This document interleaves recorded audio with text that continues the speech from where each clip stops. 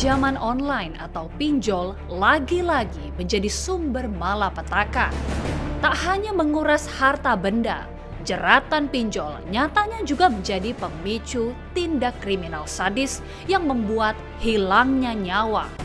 Saya itu suka di Shopee ya gitu belanja gitu, tiba-tiba emang ada platform Shopee itu Shopee pinjaman, akhirnya wah ini gampang kayaknya gitu kan, coba deh dicoba, ternyata dapat limit lah itu sekitar 6 juta. Nah udah dapat 6 juta di ACC-nya cepet juga tuh, cepet ada penagihan. Nah itu penagihannya itu udah sampai datanya itu disebar ke kakak gitu untuk segera dilunasi saat itu juga. Itu sekitar nominal itu pokoknya itu 6 juta, tapi kalau misalkan di total hampir 7 jutaan lebih gitu. Kalau misalkan nggak dibayarkan itu akan mengambil jalur hukum. Karena saya ketakutan ya akhirnya singkat cerita saya ngambil lagi lah pinjaman itu di aplikasi Indodana. Itu berbentuk link. Nah berbentuk link itu jadi kita nggak tahu tuh itu berapa sebenarnya bunganya yang kita bayarkan. Untuk kalau misalkan dijelaskan sih pasti berat ya Mbak, karena kan gaji pokok UMR Jakarta itu pasti nggak akan cukup ya, apalagi kita harus bayar 1, 2, 3, 4 dan di mana kita juga punya keluarga yang harus kita cukupin kan. Jadi akhirnya kita bayarin yang ini terus akhirnya masih lanjut lagi gitu.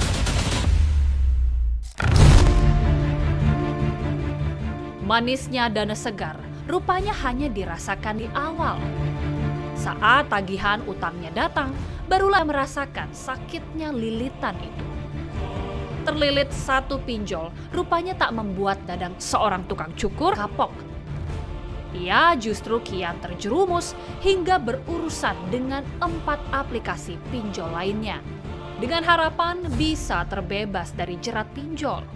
Namun yang terjadi sebaliknya, ia terus diteror penagih utang. Pinjamannya yang awalnya 10 juta rupiah kian membengkak. Nah lama-lama saya ngebengkak dengan utang-utang pinjol itu semakin banyak. Dan sekarang saya udah ada di 4 aplikasi ya, aplikasi raksasa. Yang 2 itu yang membuat saya menjadi sangat berat dengan cicilan per bulannya tiap tanggal itu selalu ada tagihan. Yang saya rasakan ya beban sekali ya, menjadi beban karena saya keluarga terbengkalai, karena saya memikirkan itu pembayaran yang tiap tanggal itu selalu ada gitu. Dadang seperti baru tersadar setelah merasa tercekik utang pinjol 4 aplikasi raksasa itu. Apalagi ia terpaksa harus menjual tanah warisan orang tua untuk membayar utangnya yang seperti tak lunas-lunas itu. Dengan segala cara saya untuk bisa menutupi itu, dan sampai-sampai saya menjual lahan peninggalan orang tua untuk menutupi pinjaman itu untuk beberapa bulan ke depan lah. Nah, saya itu sudah mengorbankan peninggalan orang tua saya jual untuk menutup. Itu pun juga tidak menutup semuanya, cuma sebagian.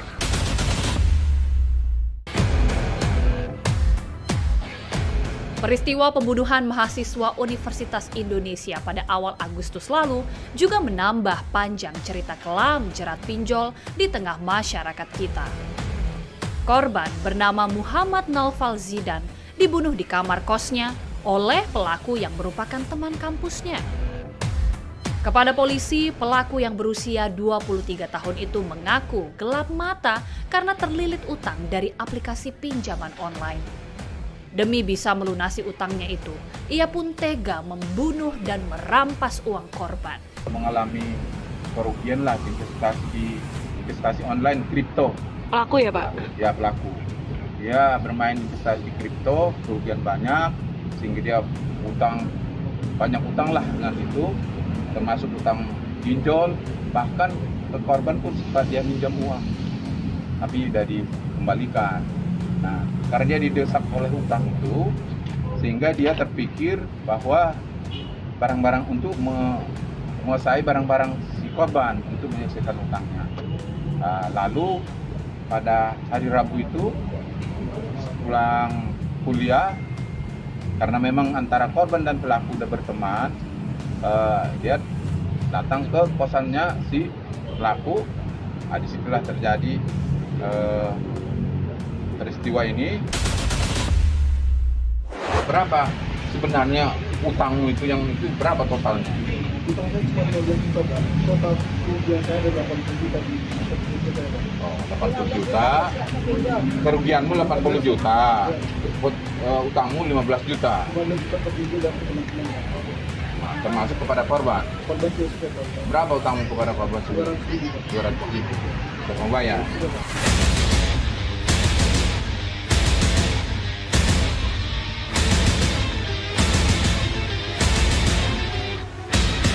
Dia sudah lewat jatuh tempo, itu akan di bom terus gitu, setiap waktu, setiap jam malah ada.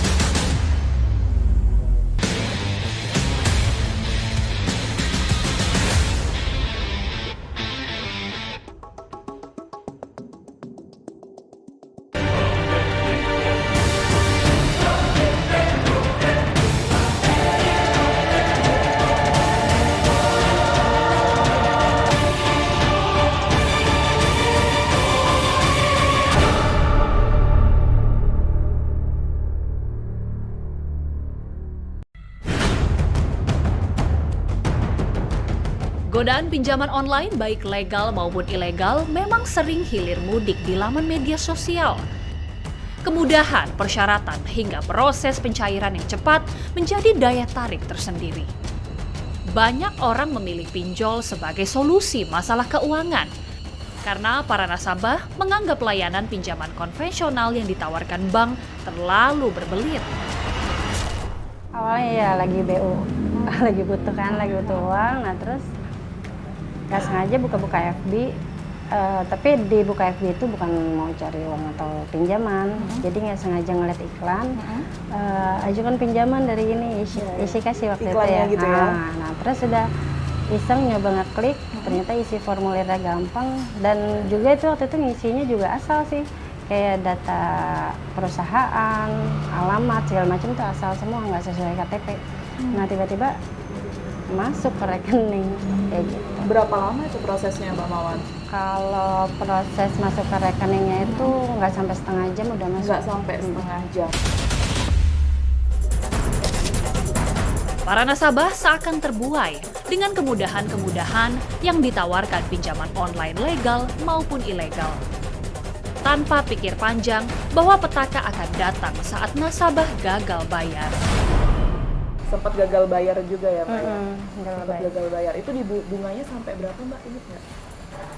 Yang mana? Yang nggak mampu lagi dibayar oleh Mbak Mawar. Pernah pinjamannya 10, tahu-tahu udah ada tagihannya tuh 20. 22 kali Jadi lipatnya. 100%. Oke. Penagihannya kayak gimana tuh, Mbak? Macam-macam sih, kalau ada yang datang ke rumah, ada yang via WA, ada yang email, ada yang telepon WA, telepon biasa paling banyak. Teror, intimidasi, ancaman yang paling parah pernah diterima sama Mbak Mawar. Ini kayak gimana? Cuma ancaman di WA doang. Ancaman di WhatsApp? Sama Kata-kata kasar mau itu enggak, tadi ya? cuma penyebaran video porno dia bilang.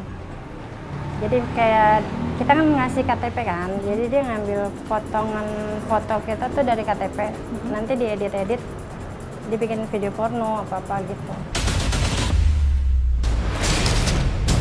Ya, ancaman serta makian dari para debt collector atau penagih hutang seakan menjadi hal yang lumrah didapat bagi para nasabah pinjaman online yang tak bisa membayar angsuran. Deretan bunga pinjaman yang terus menggelembung juga membuat para korban pinjol menjadi frustasi hingga semakin dalam terjerumus dalam lingkaran aplikasi pinjaman online. Jadi kita nggak tenang, kita nggak bisa berpikir positif, sampai akhirnya ya mas kawin habis. Gitu. Mas kawin habis, selesai mas kawin habis, itu hanya baru sekitar 3-4 aplikasi yang kita selesaikan. Sisanya masih neror lagi dengan banyak lah, intinya dengan teror-terornya yang luar biasa, sampai maki-maki dan segala macam. Kalau saya sih secara pribadi mungkin laki-laki bisa terima, karena mungkin istri ya nggak bisa terima gitu. Nah itu gali lagi, akhirnya masih bisa untuk masih bisa untuk pinjam lagi. Kita coba untuk amanin 1 bulan, ternyata bulan depan kita KL. Bulan depannya? Bulan depannya kita kalah lagi. Maksudnya artinya bulan depannya kita nggak ngasilin apa-apa juga. Sebenarnya malah nambah beban hutang aja. Jual ada sebidang tanah di kampung itu buat kita. Setelah ngakalin ada lagi ya? Ada lagi. Dijual Iya. untuk membayar pinjaman online. Betul. Itu kan masih ada lagi tuh ternyata dari perekonomian segala macam ya kita ya. Terus akhirnya mau nggak mau terjelembab lagi. Sampai akhirnya kan kena PHK dari kantor, kita ada BPJS cair gitu, akhirnya cuma buat bayar itu aja. Nah hari ini nyisain sekitar 3 aplikasi yang benar-benar saya udah nggak bisa bayar lagi.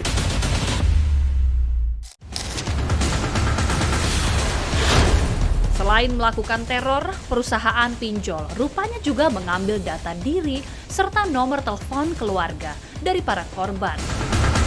Data pribadi sempat disebar berarti Bang ya? Disebar dari keluarga, ke rekan-rekan semuanya. ya pernah dibuatin grup juga, grup tidak bayar hutang atas nama saya gitu. Nah, rekan-rekan mungkin juga keluarga ini menyampaikan informasi itu ke Bang Roni seperti apa Bang? Ya, mereka juga dilibatkan. Ada beberapa keluarga yang marah sih memang kenapa saya dilibatkan. Merasa terganggu karena memang terornya tidak hanya ke saya ternyata kan. Entah gimana ceritanya saya tidak pernah masukin data mereka tapi tiba-tiba mereka telepon ke keluarga. Sampai akhirnya bener-bener tuh yang namanya ada beberapa keluarga yang menganggap saya udah jadi musuh.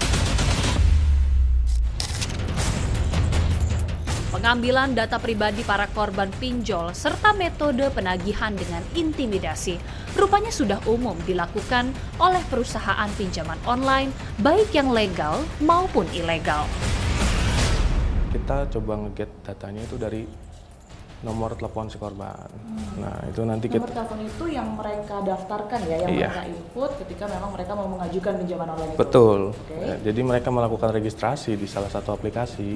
Nah, setelah nanti mereka sudah masuk, berhasil masuk, nah itu kita nanti bisa mendapatkan data yang kita butuhkan. Seperti contohnya tadi kontak yang ingin kita promosikan gitu kan. Terus lokasinya si user peminjam itu. Untuk menagih, ini caranya juga sama artinya? Kalau menagih sih yang pertama kita coba dengan cara yang sesuai SOP ya. Kita panggil, kita WhatsApp, kita SMS. Nah, kalau jika tidak ada Itu dari timnya Bang Dimas semua ya? Betul. Okay. Ya. Setelah melakukan itu dan tidak ada respon, baru kita melakukan cara yang kedua. Yaitu dengan tadi kita coba hubungi kontak-kontak yang ada di handphonenya si peminjam. Sudah terkumpul melalui sistem itu. Betul, tadi. Yang melalui sistem itu tadi. Lalu ya paling kita hanya seperti membuat grup gitu. Membuat grup, bagaimana caranya si peminjam ini merasa malu gitu. Nah, merasa malu jadi hatinya tuh tertarik untuk membayar begitu. Kalau penagihan sih tergantung ya. Kalau dia belum jatuh tempo itu jarang. Biasanya seminggu sebelum jatuh tempo dia hanya sekali 3 hari. Nah, kalau untuk dia sudah lewat jatuh tempo itu akan di bom terus gitu setiap waktu, setiap jam malah ada ya. Semuanya adalah karena kemudahan.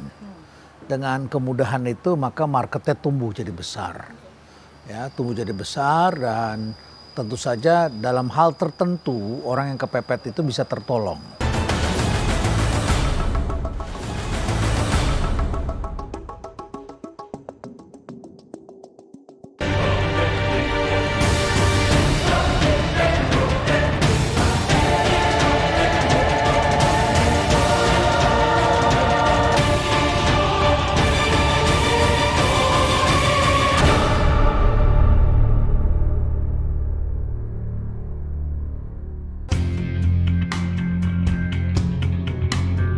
Pinjaman online alias pinjol kini menjadi istilah yang tak asing bagi masyarakat.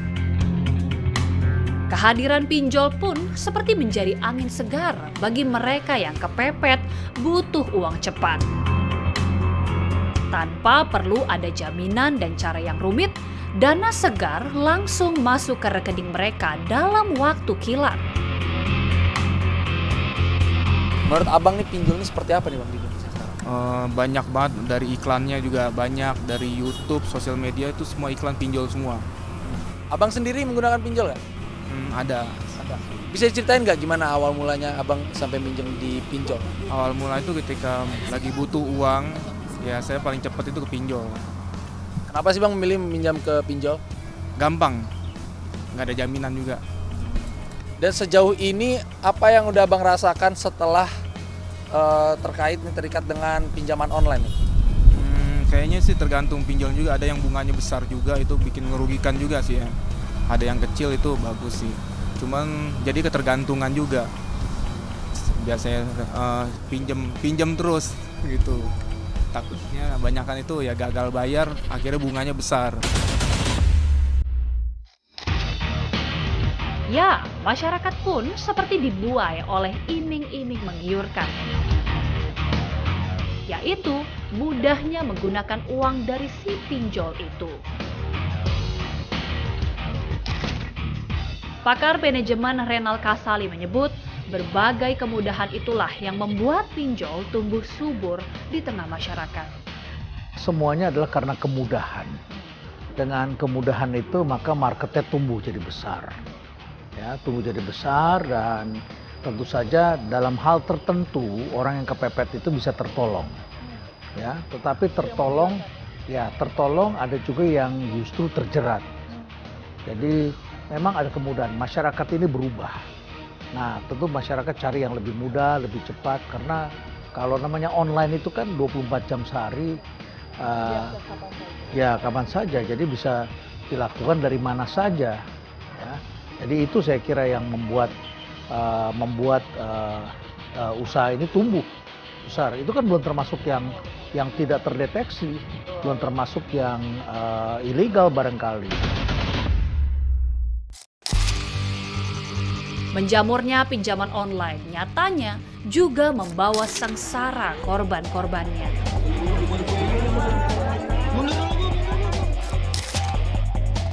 Meski tak sedikit aplikasi pinjol nakal itu telah ditutup, namun toh masih terus muncul pinjol-pinjol yang berulah serupa. Dan lagi-lagi, masalah yang sama muncul kembali. Mati satu, tumbuh seribu. Bisa jadi itulah ungkapan yang tepat untuk pinjol yang kerap membuat resah masyarakat itu. Mengapa pinjol yang jeratnya kerap membuat petaka itu seperti tak bisa dibasmi? Pada saat terjadi pemberantasan, ditangkap, lari mereka, kemudian mereka ketakutan sendiri, bisa dideteksi lewat cyber security kita, dan kemudian mereka berhenti mengurangi. Jadi banyak masyarakat yang juga tidak bisa melakukan akses pada mereka. Jadi itu berkurang, sempat redup begitu ya. Tapi ada masa lagi kemudian aparat mungkin lengah, pengawasan mungkin lengah, sehingga kemudian hidup lagi. Yang kedua, tadi saya bilang ini ada hubungannya dengan judi online dan game online. Jadi kalau judi online-nya naik, itu maka pinjaman online akan naik. Ya, ada semacam korelasi positif antara keduanya.